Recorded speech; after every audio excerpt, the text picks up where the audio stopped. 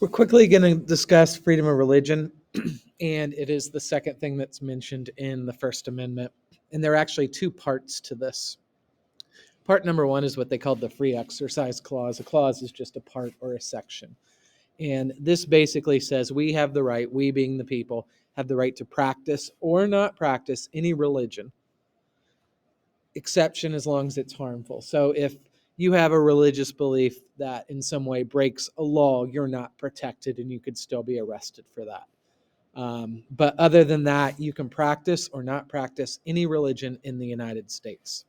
The second part is called the Establishment Clause, and this prohibits or stops the government from encouraging or promoting religion in any other way. The way I like to think about it, the government has to remain silent when it comes to religion. And the way we can see this the best is the United States does not have an official religion. Most countries of the world do, or a lot of them do, but the U.S. doesn't. Never have, and unless they change something in the Constitution, we never will. Within that is the idea of separation of church and state. And this is the act of keeping religion, which we're going to call the church, and the government, which we're going to call the state, completely separate from one another. And I'll show you, let me just go ahead and show you this. It's almost easier to do this. So we have this sign, and this is at some sort of protest. I'm gathering it looks like Washington, D.C. in the background.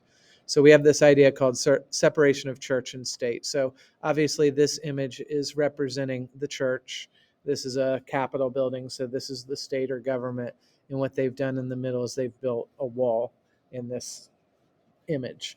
And the idea is that religion should never get into our government, and government should never get into our religion.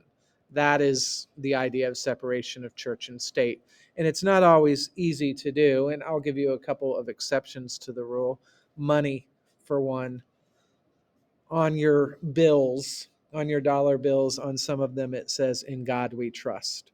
So that would be an example. You have the money, which is produced by the government, but on the money, you have the words, "In God we trust," God being religion. So that's one instance where it overlaps.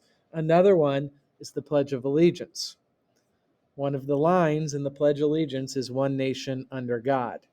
Again, the reason this isn't complete separation is because we're in a public school that is run by the government, and we have a religious element, that line from the Pledge of Allegiance.